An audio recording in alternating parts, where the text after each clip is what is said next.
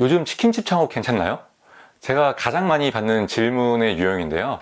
이런 질문이 나오는 이유는 치킨집 하면 맞고 해장국 하면 틀리다, 뭐 이런 식으로 창업 아이템에 정답이 있을 거라고 생각을 많이 해서 그렇거든요. 이런 질문을 한다는 것 자체가 접근이 잘못된 것이고요. 이런 식으로 창업 아이템을 찾는 분은 아직 창업할 때가 아닙니다. 창업 아이템을 찾을 때 보면 보통 어떤 아이템의 장점을 먼저 찾습니다. 얼마 전에 상담해 드린 분이 있었는데요. 그분이 뭘 창업해야 할지 고민인데 우선 치킨집이 가장 관심이 간다고 하시더라고요. 그 이유를 물어봤습니다. 그 사장님이 말씀하시길 배달 1등 음식이고요. 집에서는 해먹을 수 없는 음식이고요. 메이저 브랜드들의 매출이 높고요. 조리가 쉽고 유행도 타지 않고요. 등등 치킨집의 장점에 대해서 쭉 얘기를 하시더라고요. 이 사장님뿐만 아니라 제가 상담해드리는 분에게 창업 아이템을 선택한 이유를 물어보면요, 대부분 이렇게 자신이 선택한 아이템의 장점을 쭉 나열합니다. 그래서 제가 다음 질문을 드려봤어요. 그럼 치킨집 창업의 단점은 무엇일까요? 이 질문에 사장님은 주저하지 않고 답을 했습니다. 치킨이 재료비 비중이 너무 높아서 남는 게 적다고 알고 있거든요. 심지어 배달 비중까지 높아서 배달 수수료 떼면 아무리 팔아도 남는 게 없다고 하더라고요.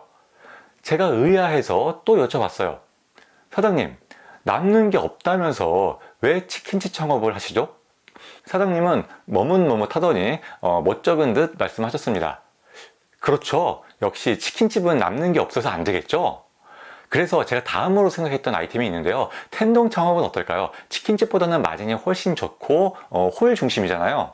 치킨보다는 훨씬 낫겠죠. 그래서 저는 또 물어봤겠죠. 그렇다면 텐동 창업의 단점은 무엇일까요? 사장님은 이번에도 주저하지 않고 답을 하셨습니다. 텐동이라는 게 아무래도 생긴 지 오래되지 않은 아이템이다 보니까 유행을 타지 않을까 걱정입니다.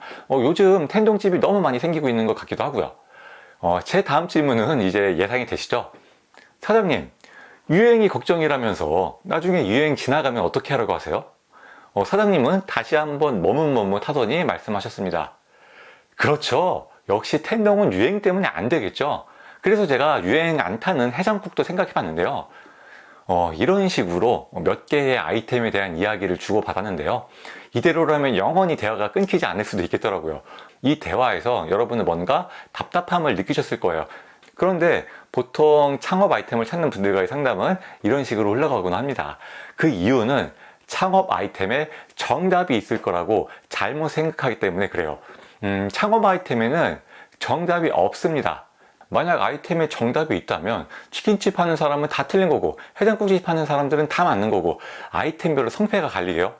그럴 리 없잖아요. 치킨집이 맞는 사람이 있고 해장국이 맞는 사람이 있는 겁니다. 그래서 여러분은 창업 아이템을 찾을 때 좋은 아이템이 아닌 나에게 적합한 아이템을 찾아야 돼요. 그렇다면 나에게 적합한 아이템을 어떻게 찾아야 될까요? 제가 아까 그 사장님에게 드린 질문 있잖아요. 사장님, 남는 게 없다면서 왜 치킨집 창업을 하시죠? 이 질문. 이 시점에서 그 사장님은 치킨집이 틀렸다고 단정 지어 버렸잖아요. 여기에서 치킨집이 틀렸다고 단정 짓지 말고 그 단점을 극복하는 방법을 알아야 합니다. 어떤 아이템이든지 극복할 수 없는 단점은 없어요. 만약 치킨집의 단점이 극복이 안 되는 단점이라면 세상의 모든 치킨집 사장님들은 다 망했겠죠. 하지만 잘하는 사장님들은 잘 하십니다. 그분들이 어떻게 잘 하는지를 먼저 알고 내가 그렇게 잘 해낼 수 있는지를 다음으로 생각해 봐야죠. 이 사장님이 얘기한 치킨집의 단점은 남는 게 없다는 거잖아요. 그 이유는 재료비 비중이 높아서 그리고 배달 중심이어서 라고 했죠. 그렇다면 재료비 비중을 낮추고 홀 중심으로 장사를 하면 문제가 해결되겠네요. 방법은 여러 가지가 있을 겁니다. 제가 하나만 예를 들면 치킨집을 유흥상권의 좋은 자리에서 창업하는 거예요. 그럼 홀 중심 장사를 할 수 있고 술을 많이 파니까 마진도 훨씬 좋아지겠네요.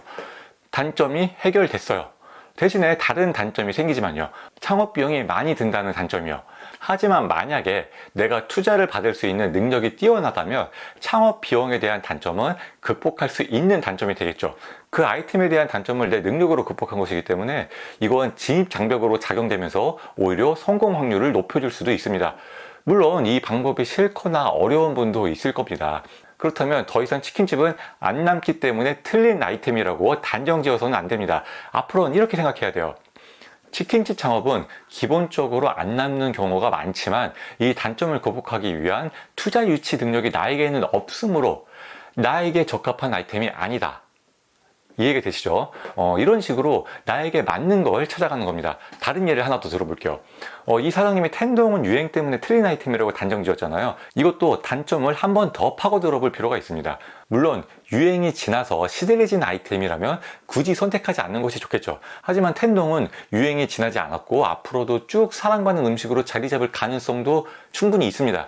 어떻게 될지는 모르겠지만 유행이 지나갈 우려가 있다는 것만큼은 사실이죠. 텐동뿐만이 아니라 유행이 지날 우려가 있는 아이템들이 다 틀린 거는 아닙니다. 유행한다는 것은 사람들이 일부러 찾아와서 먹는다는 것이고요. 그렇다면 적은 돈으로 창업을 해서 높은 수익을 올리기에는 좋은 수단이 될 수 있습니다. 다만 트렌드를 확실히 알고 내가 민첩하게 대응을 할 수 있어야 되겠죠. 유행이 지날 것 같으면 다른 아이템으로 바꾸던지 아니면 빨리 매장을 팔고 나오던지요. 대응이 돼야 됩니다. 그런데 만약 내가 이런 대응을 잘 할 수 있다. 그렇다면 이제부터는 텐동 창업이 맞다 틀리다를 나눌 것이 아니라 이렇게 생각해야 되겠죠. 텐동 창업은 유행의 우려가 있지만 이 단점을 극복하기 위한 민첩함이 나에게는 있으므로 나에게 적합한 아이템이다. 그리고 이 아이템의 단점을 내 능력으로 극복할 수 있다면 그건 진입장벽이 된다고 말씀드렸죠. 그때 상담해드린 이 사장님은 제가 현존하는 최고의 아이템이나 프랜차이즈를 딱 짚어줄 걸로 기대를 하셨더라고요. 단점 없이 장점만 고루 갖춘 그런 세상에 없는 아이템을 기대한 거죠.